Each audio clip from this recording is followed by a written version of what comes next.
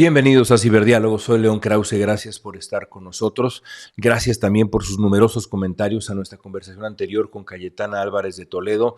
Generó mucha polémica la charla y qué bueno que así sea, porque nosotros en este espacio tratamos no de crear polémica, sino de crear conversación, de incidir en la conversación pública, y creo que la conversación con Cayetana así lo consiguió.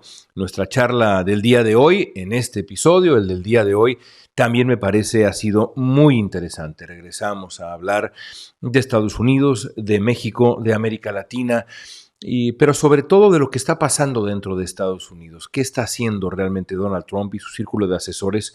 Se han cumplido 2 meses apenas, se siente como muchísimo más, pero apenas 2 meses del gobierno de Trump. Y ya en este tiempo, el gobierno de Donald Trump ha puesto en marcha una larga lista de iniciativas para transformar Estados Unidos y transformar también el papel de Estados Unidos en el mundo. De esto y más hablamos en nuestra conversación del día de hoy. Ya iremos a ella en algunos minutos, pero también de esto vamos a hablar en Para Empezar. Uno de los mejores libros que he leído en los últimos años es este, del escritor y historiador y periodista Peter Pomerantsev. Se llama How to Win an Information War, Cómo ganar una guerra de la información. Es un libro de verdad notable de Pomerantsev. Cuenta la historia de Sefton Delmer. Sefton Delmer fue un periodista inglés que presenció en Alemania el ascenso de Adolfo Hitler al poder. Entrevistó a Hitler justamente en esa etapa, y no nada más a Hitler, sino a la gente cercana a Hitler, entre ellos Joseph Goebbels, el creador de la maquinaria de propaganda nazi. Años después, Sefton Delmer fue reclutado en Inglaterra para tratar de encontrar la manera de contrarrestar, dado su conocimiento del movimiento nazi, de la Alemania nazi, contrarrestar la propaganda nazi que había concebido Joseph Goebbels. Y lo consiguió. ¿Cómo lo consiguió? Bueno, esa es otra historia. Lo cierto es que este libro se lee como una novela de espías, pero es una historia real que muestra, entre otras cosas, el poder de la comunicación para enfrentar la desinformación, las teorías de la conspiración, la construcción de una narrativa que fortalece a proyectos autoritarios. Este desafío fue clave en la Segunda Guerra Mundial y es clave en el siglo XXI. En el siglo XXI, la guerra depende en gran medida de la información. Es el siglo de la información. Ningún país ha entendido esto mejor que Rusia.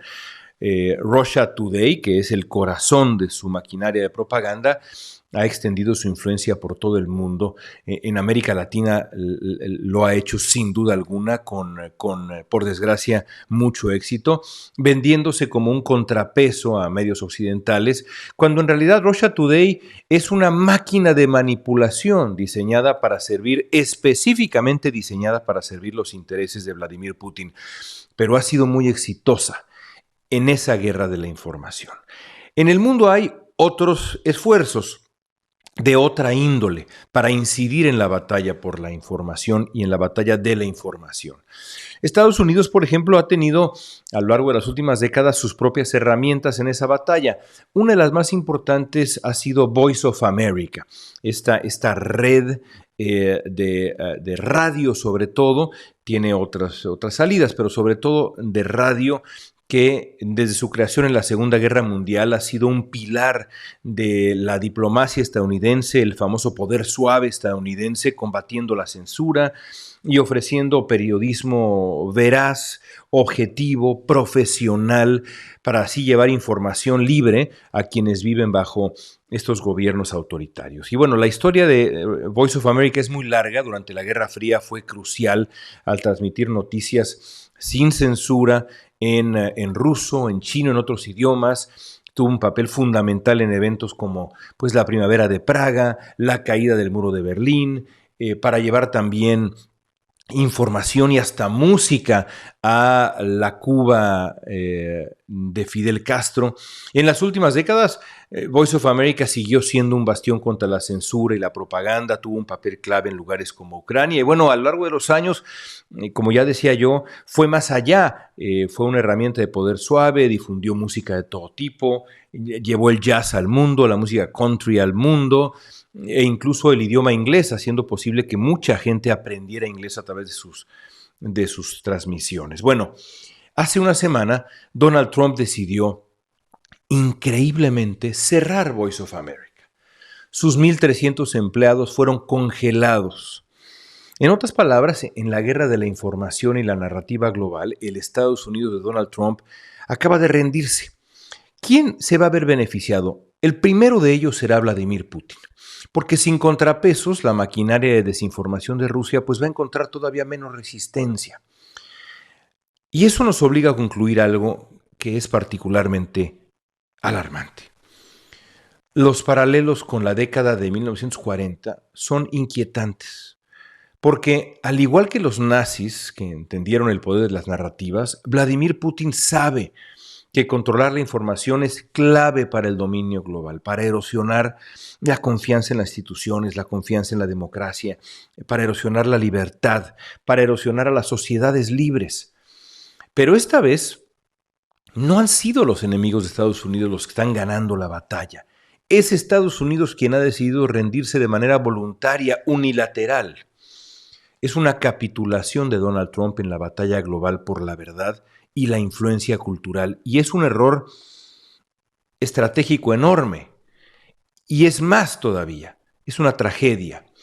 Por eso en esto, como en otras cosas, de pronto uno se pregunta, ¿qué gana realmente Trump y el movimiento MAGA, el movimiento trumpista que está a su alrededor, desmantelando prácticamente todas las iniciativas de influencia social, cultural, política, científica, hasta de salud pública de Estados Unidos en el mundo? De pronto parece realmente un trabajo de demolición. El día de hoy en Ciberdiálogos, una invitada de lujo. Lila Abed es una de las voces más frescas, más elocuentes, más claras de los últimos años para explicar la relación bilateral. Dirige el muy importante Instituto México en el Wilson Center en Washington, una auténtica institución en la reflexión sobre el papel de México en el mundo, la relación bilateral, la lista de retos que enfrenta México y cómo atacarlos de la manera más sensata. Lila Abed, además, es catedrática, es profesora en Georgetown, ha sido analista, ha sido periodista, en fin, en su corta vida, porque es de verdad muy joven, ha hecho muchas cosas y todas las ha hecho bien y relacionadas con el tema que vamos a hablar el día de hoy, que es la relación bilateral. ¿Cómo están las cosas entre México y Estados Unidos? ¿Cómo se ve a México en Estados Unidos? ¿Cómo ha cambiado la percepción de México en Estados Unidos? Eso y mucho más con Lila Abed. Lila, te agradezco muchísimo que estés con nosotros en Ciberdiálogos para hablar de este tema que es, en muchísimos sentidos, el más importante que tenemos enfrente, porque para México hay poquísimas relaciones más importantes, yo incluso diría ninguna, que la relación con Estados Unidos que atraviesa por un momento tan difícil. Bueno, lo primero que quiero preguntarte es por el ambiente en Washington. Es una ciudad que conoces bien, trabajas ahí, das clases ahí, vives ahí desde hace tiempo, conoces bien la dinámica en Washington, esta ciudad que es la sede del poder político en Estados Unidos. ¿Cómo ha cambiado el ambiente en Washington desde el principio del gobierno de Donald Trump? Bueno, pues sin duda desde que tomó las riendas del poder el presidente Trump el pasado 20 de enero, pues ha llegado con una ideología, con una plataforma y con políticas muy distintas, ¿no? A las que vimos incluso durante su primer gobierno viene con un gabinete mucho más aliado a su ideología, a su movimiento de MAGA. Estamos viendo cambios drásticos dentro del gobierno federal de Estados Unidos, una verdadera reestructura de muchas agencias federales que ahora están, ¿no?, viendo recortes, viendo diferentes maneras de existir o de no existir. Y lo que es cierto es que el presidente Trump tiene pues control completo hasta lo que estamos viendo, no solamente del Poder Ejecutivo y de la Casa Blanca, pero sin duda del Congreso, con las mayorías republicanas, aunque un poco estrechas en ambas cámaras del Congreso, y en lo que estamos viendo también una batalla, ¿no?, en tiempo real con las Cortes, en ciertas órdenes ejecutivas que ha emitido, en ciertas políticas que ha implementado. Entonces estamos en un momento pues muy interesante, ¿no?, en cuanto a la dinámica de la política de Estados Unidos, y evidentemente uno de los temas fundamentales es la relación entre México y Estados Unidos. Hemos visto ya cómo desde la llegada de Donald Trump el tema de comercio, de seguridad y de migración están completamente interconectados. No se puede ya hablar de uno de esos temas sin abarcar uno de los otros dos. Y también estamos viendo pues que el futuro de Norteamérica está en cuestión, y este futuro comercial de una región altamente integrada pues se verá también puesta en prueba con la revisión del TEMEC en 2026, León. Ahora déjame preguntarte por México. ¿Cómo ha cambiado la percepción de México en, digamos, los últimos 8 años?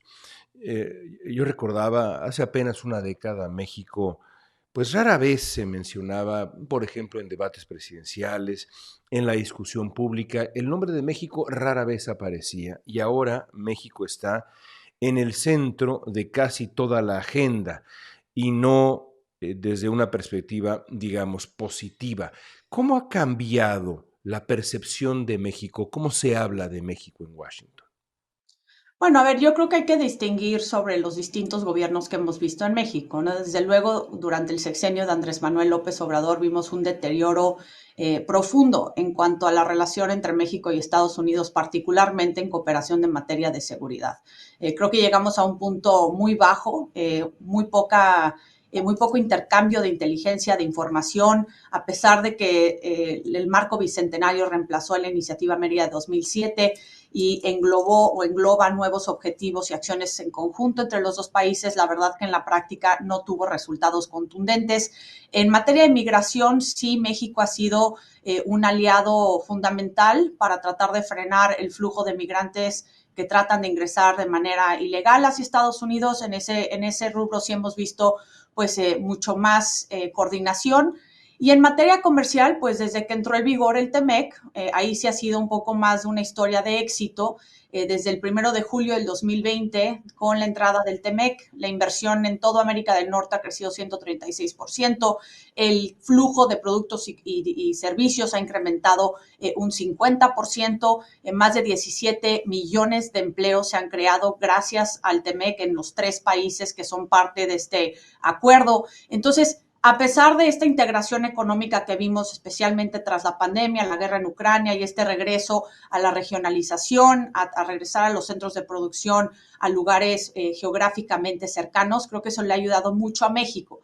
Pero desde luego varias políticas que se adoptaron durante el sexenio de Andrés Manuel López Obrador también han causado roces en la relación con Estados Unidos, sus políticas energéticas, la reforma judicial, la militarización, etcétera. Entonces ahí sí hay puntos de tensión, pero creo que ahora con el presidente Donald Trump y la presidenta Claudia Sheinbaum, a pesar de los anuncios múltiples de aranceles, la retirada o la suspensión de aranceles, este enfoque en frenar el fentanilo y frenar la migración, creo que se puede entablar una mejor cooperación en los próximos años.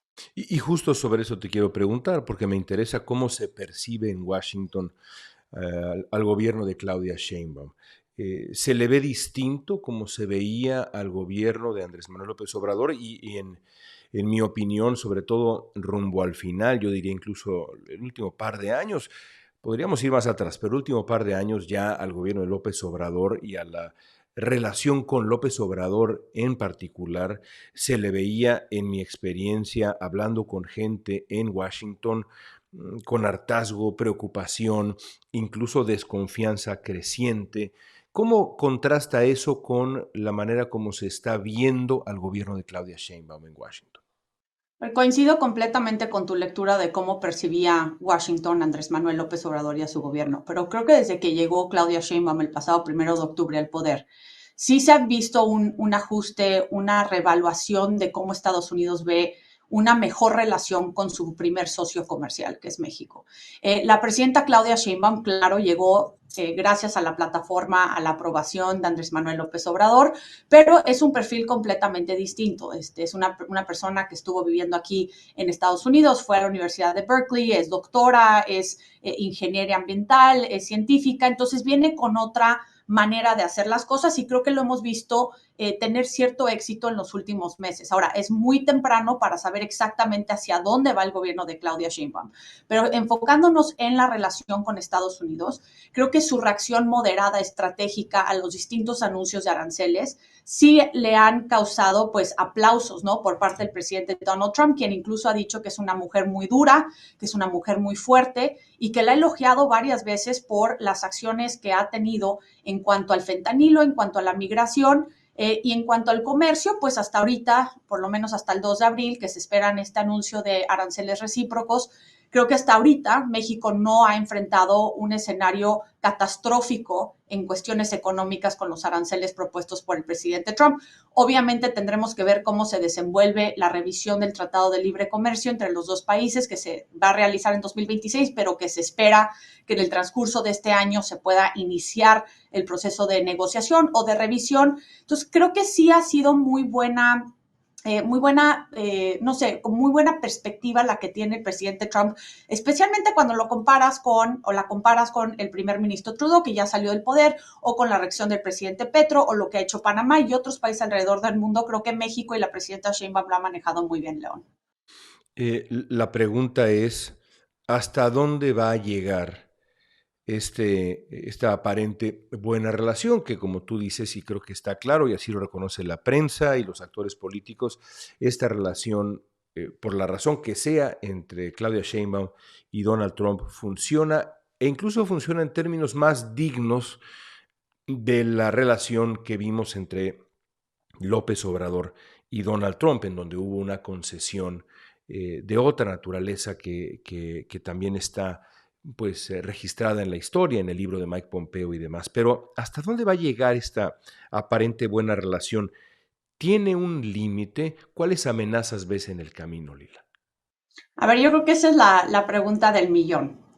Yo creo que fue un poco prematuro esta celebración que se realizó en el Zócalo, ¿no? Como si ya se hubieran suspendido de manera indefinida los aranceles. Digo, tenemos un límite de tiempo que es el 2 de abril. El presidente Trump viene con una ideología comercial que si bien se puede interpretar como una herramienta de negociación o un punto de presión al gobierno de México y a otros países alrededor del mundo, también tiene una ideología detrás. Y es que en lugar del nearshoring, el presidente Trump está implementando el reshoring, es decir, regresar el centro de producción a Estados Unidos, regresar los empleos a Estados Unidos e imponer aranceles para aquellas relaciones comerciales que a su parecer son injustas. Con México tiene un déficit comercial de alrededor de 1.6 billones de dólares, ¿no? Y es algo que él odia. Entonces, yo creo que es importante entender que sí viene con una nueva ideología comercial, no solo con México, sino con todo el mundo, y que no creo que por sostener una buena relación o un buen diálogo o una buena imagen de la presidenta Sheinbaum, eso le va a causar que no imponga algún tipo de arancel o que hay un reajuste en cuanto al TEMEC y en el futuro de la relación con México. Partiendo de ahí, ¿qué esperamos para el 2 de abril? ¿Qué horizonte ves para el 2 de abril? Que incluso, de acuerdo con la prensa, ya se concibe en la Casa Blanca como el día de la liberación, el día en que Estados Unidos finalmente va a anunciar esto, que es, pues sí, como explicas, parte del corazón del proyecto de gobierno económico de Donald Trump. No es nada más una herramienta de negociación de política exterior, sino está en el centro del proyecto económico. ¿Qué esperamos para el 2 de abril? Pues mira, yo creo que es una posibilidad real de que se pueda imponer un arancel de hasta 25% a todos los productos, no solo con México, sino con otras potencias mundiales. Hay otra opción, que es que se imponga un arancel de 5 a 15% a una lista selectiva de ciertos productos considerados netamente mexicanos, el aguacate, el jitomate, la cerveza, el mezcal, etcétera. Y que México podría responder con medidas recíprocas o incluso con medidas no arancelarias, ¿no? De igual forma, el impacto sería profundo para la economía mexicana, incluso podría llevar al país a enfrentar una recesión económica. Pero sí subrayaría otra cosa que creo que a veces se pierde en México, León, y es que dicen que, bueno, que la presidenta Sheinbaum sí ha podido frenar o suspender los aranceles y que su estrategia ha funcionado, pero así no lo interpretan en Washington. Incluso en la Casa Blanca dicen que los aranceles han logrado, en cierta forma, su objetivo. Y es que el gobierno de México sí está haciendo mucho más para frenar el crimen organizado, para destruir laboratorios clandestinos que están produciendo, ¿no? El fentanilo y otros opioides sintéticos que han causado una crisis de salud pública en Estados Unidos, que sí han ¿no? desplegado a más de 10,000 tropas o miembros de la Guardia Nacional Mexicana, que los números en la frontera en cuanto a los encuentros sí se ha reducido sustancialmente de diciembre a febrero de este año. Es decir, la presión de los aranceles sí ha causado que México aumente sus esfuerzos y sus acciones en prioridades que son fundamentales para el gobierno de Estados Unidos. Entonces, pues de cierta forma aquí lo que te dicen es que sí han funcionado los aranceles. Ahora, si se van a imponer el 2 de abril o en algún momento en el futuro, porque también tiene una ideología comercial que quiere avanzar con ella, también es una posibilidad real y México tiene que tener eso muy en cuenta. Lo que ha funcionado, y es muy interesante eso que propones, que pones en la mesa, es la amenaza de los aranceles, pero la imposición de los aranceles también, como señalas, tendría consecuencias muy severas, no solamente en la economía estadounidense para los consumidores, sino en la economía mexicana, porque en efecto podría hundir a México en una recesión, y eso lo hemos explicado aquí en Ciberdiálogo, lo hemos mencionado, eso alentaría el ciclo migratorio, sobre todo desde México, fortalecería al crimen organizado, porque una economía débil evidentemente fortalece al crimen organizado. ¿No se dan cuenta de esas consecuencias en la Casa Blanca o será que no les importan esas consecuencias porque la agenda del reshoring, del America First, importa más que cualquier consecuencia al exterior? Sí, creo que lo que les importa es poner a Estados Unidos primero, generar empleos en Estados Unidos, resucitar ciertos sectores que se han visto muy perjudicados por el libre comercio en décadas pasadas, aunque cuando ves la lógica y los números, pues te revelan que incluso el nearshoring, el TEMEC, ha sido una fuente de empleo, un motor económico para toda la región. E incluso en este momento donde quieren competir con China, de veras van a necesitar a México y a Canadá para no fomentar un frente mucho más sólido, mucho más fuerte que si solo Estados Unidos la enfrenta de manera individual. Pero yo creo que el presidente Donald Trump entiende que hay una posibilidad que les pueda pegar a los precios de los consumidores en Estados Unidos, que pueda aumentar la inflación y las consecuencias inesperadas que puedan causar en México. Pero creo que la percepción desde Washington es que el crimen organizado, la migración y alguna recesión económica ya será problema de México. Lo que estamos viendo ahorita es, incluso con las deportaciones, empujarlos hacia el otro lado de la frontera, enviarlos a México, ya es problema de México. O sea, en ese sentido, el presidente Trump está cumpliendo con sus promesas electorales. Claro que viene a costa de muchas cuestiones que le puede doler a Estados Unidos. Él mismo ha dicho que pueden sufrir pues algún impacto económico por los aranceles, pero que están dispuestos a absorber esas consecuencias y eso se va a traducir en fortalecer Estados Unidos y sus industrias clave en el futuro próximo, León. Hablemos de, como dicen en Estados Unidos, el elefante en el cuarto, que es la lucha contra el crimen organizado, contra el fentanilo, que es prioridad para Donald Trump. Es prioridad en la práctica y también es prioridad en el discurso, porque es un discurso conveniente. Por ejemplo, con Canadá, cuando se le acusa de ser parte del problema del fentanilo, pues es ridículo. Canadá en realidad no es parte del problema del fentanilo, como tampoco es parte del problema migratorio o del desafío migratorio. Pero bueno, el caso es que el tráfico de opioides, la crisis de salud pública que implica el fentanilo, es parte central de la agenda estadounidense y, por cierto, de manera bipartidista. Desde el principio, una de las preocupaciones ha sido este posible ataque estadounidense en México. Tú, desde tu posición en el Wilson Center, has reflexionado sobre esto, no nada más tú, sino voces que has sumado a esa reflexión. ¿Esa posibilidad se contempla realmente en el Washington de Donald Trump? ¿Se discute en los pasillos del poder?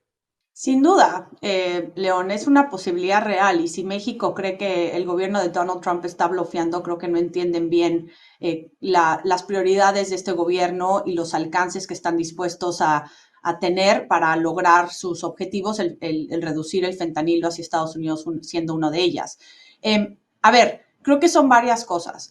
Por un lado, déjame dar un poco de optimismo porque sí quiero darle crédito a la nueva estrategia de seguridad de la presidenta Claudia Sheinbaum que dirige el secretario Omar García Harfuch, que si bien la estrategia contiene dos pilares que vienen desde el gobierno de Andrés Manuel López Obrador, los últimos dos de su estrategia, fortalecer la investigación y la inteligencia, tener mayor coordinación entre todos los niveles de gobierno, sí han permitido que se fortalezca la cooperación en materia de seguridad entre México y Estados Unidos. Omar García Harfuch es alguien que de veras sí lo tienen en muy alta estima aquí en Estados Unidos. Yo creo que es de los pocos miembros del gabinete de Claudia Sheinbaum a quien le tienen confianza y los resultados que ha dado en los últimos meses sí ha logrado cambiar un poco la narrativa y el pensamiento de la cooperación en seguridad con México, no solamente por la cantidad de píldoras de fentanilo que han confiscado, por la detención de miles de criminales, por la extradición histórica de 29 detenidos relacionados al crimen organizado hacia Estados Unidos. Vino ya aquí el secretario 2 veces, se está reuniendo con su contraparte en la FBI y han hecho acciones en conjuntas. Entonces ahí sí veo una posibilidad de fortalecer la cooperación en seguridad y que eso pueda frenar un eventual ataque militar unilateral por parte de Estados Unidos. Eso por un lado. Por el otro lado, hemos visto que a pesar de todas las acciones que ha tomado el gobierno de México, también ya designaron a 6 cárteles mexicanos como organizaciones terroristas.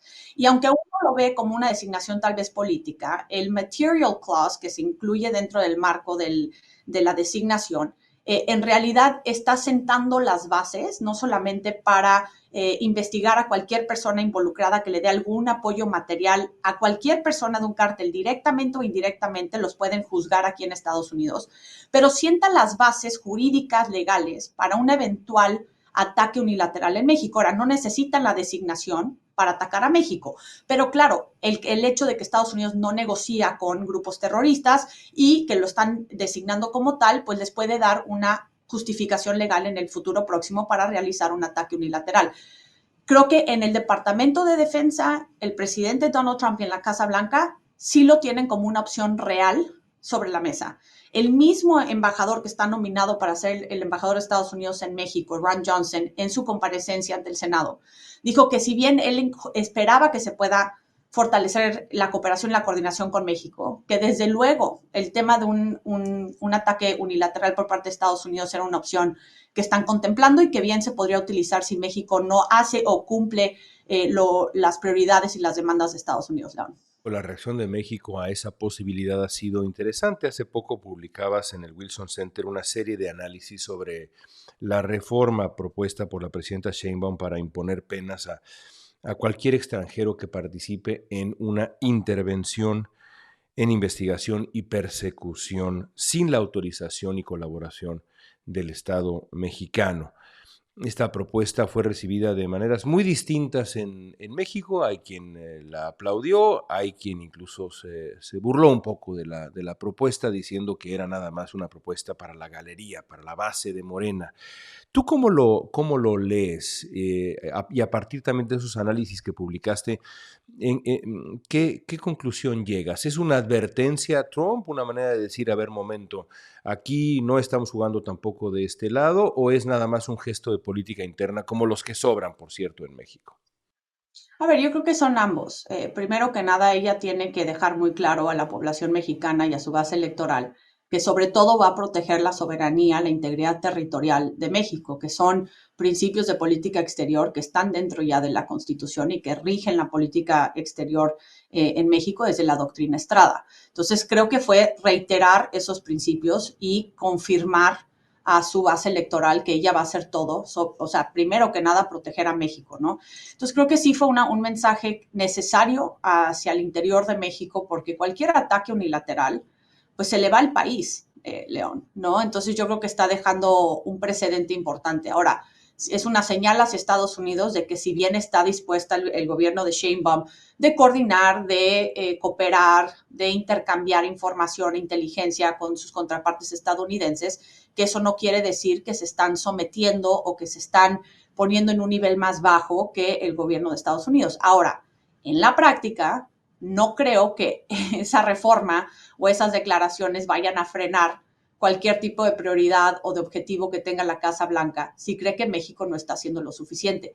Y una de las conclusiones o una de las cuestiones que yo he mencionado en varias publicaciones es que espero que en estos grupos de trabajo que se establecieron a partir de los aranceles del anuncio el 1 de febrero y luego que se terminó el 4 de marzo y luego hubo una negociación el 6 de marzo, que espero que el gobierno de México haya negociado qué indicadores y con cuáles métricas van a evaluar los resultados que pueda producir México en este periodo. Porque sin ellos, León, te quedas dispuesto o víctima a la interpretación del presidente Trump de que si hizo lo suficiente o no. Entonces, creo que eso es algo que tiene que hacer el gobierno de México, dejar muy claro cuáles son los objetivos y los resultados y si van a cumplir con lo que quiere la Casa Blanca para que entonces tengan ciertos rubros, ciertos objetivos bien delineados y que no quede sujeta a una interpretación subjetiva por parte del presidente Trump. Creo que eso va a ser sumamente importante. En estos tiempos surrealistas que aparecen por todos lados, por cierto,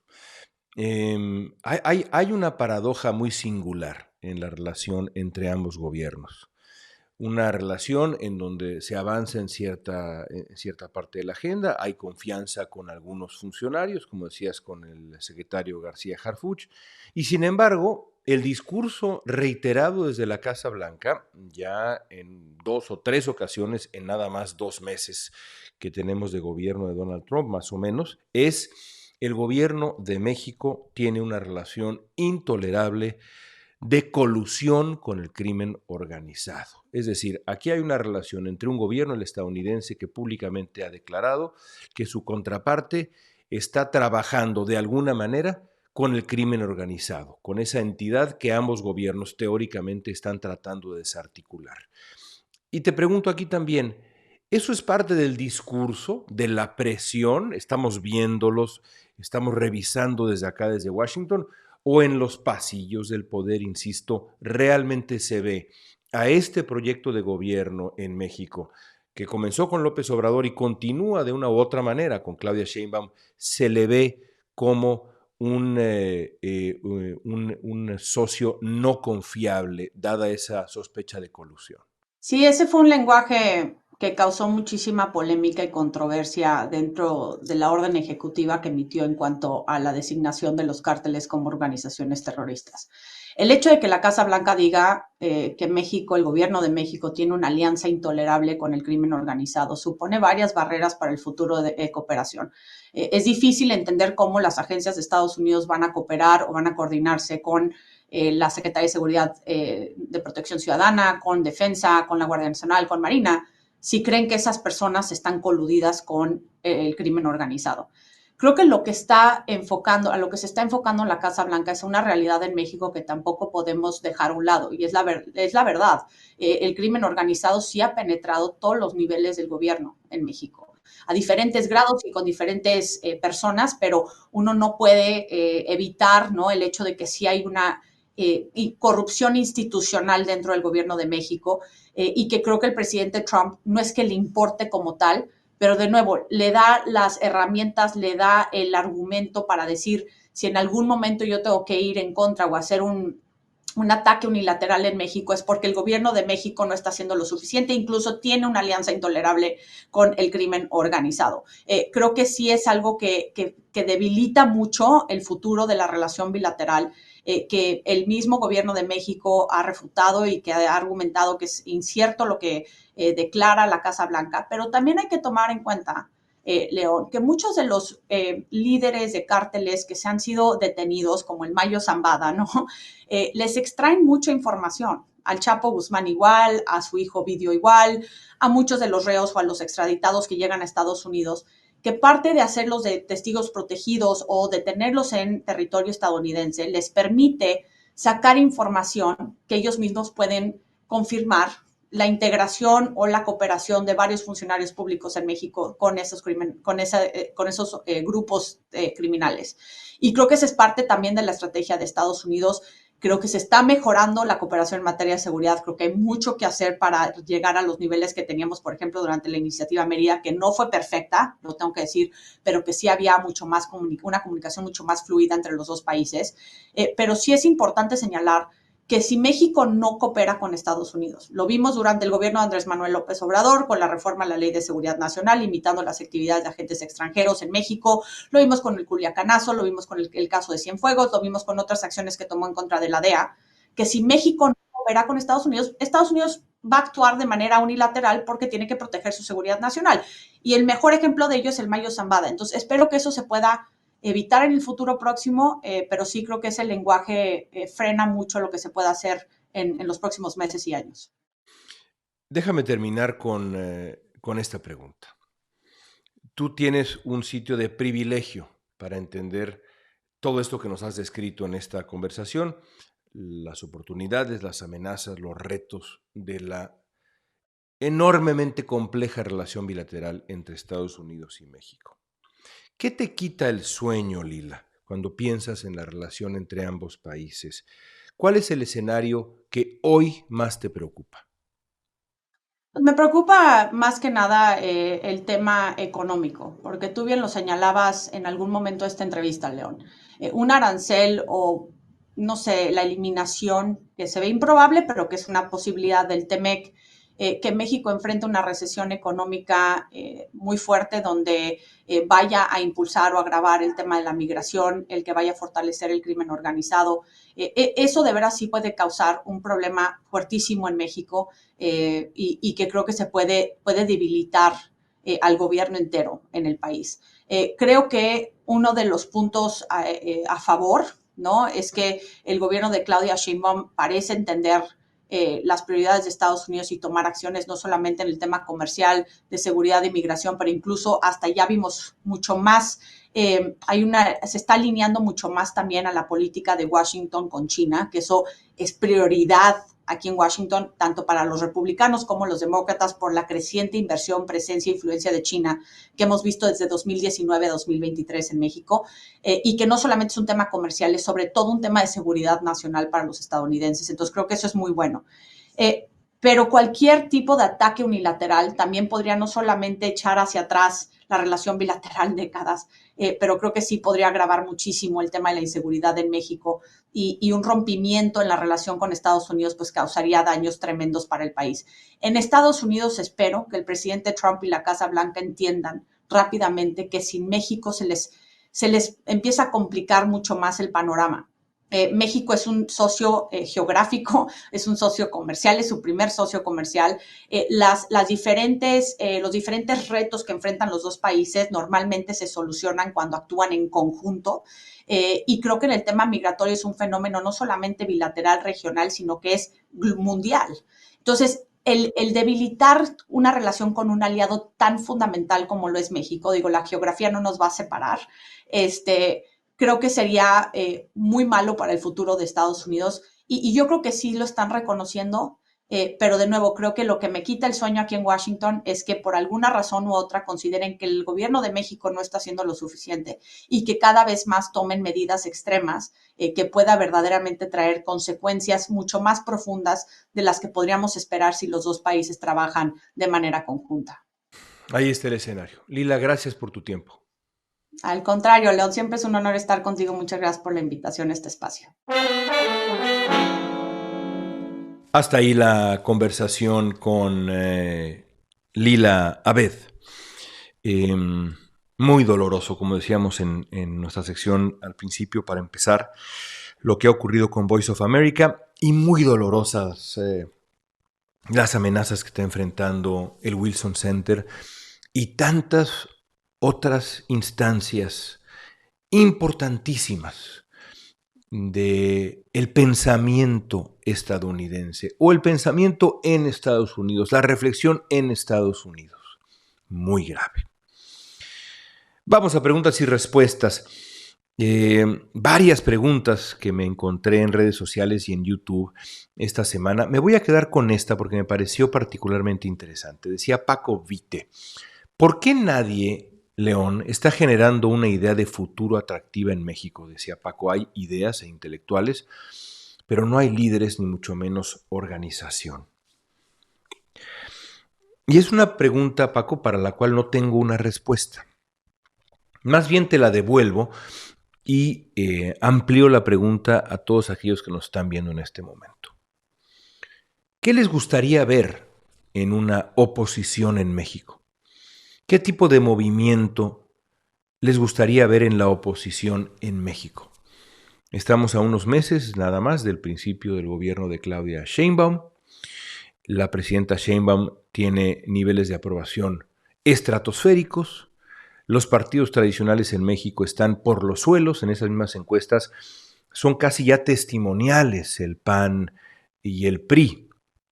Movimiento Ciudadano de pronto despunta un poco, pero la realidad es que ningún partido establecido le hace sombra al partido oficial.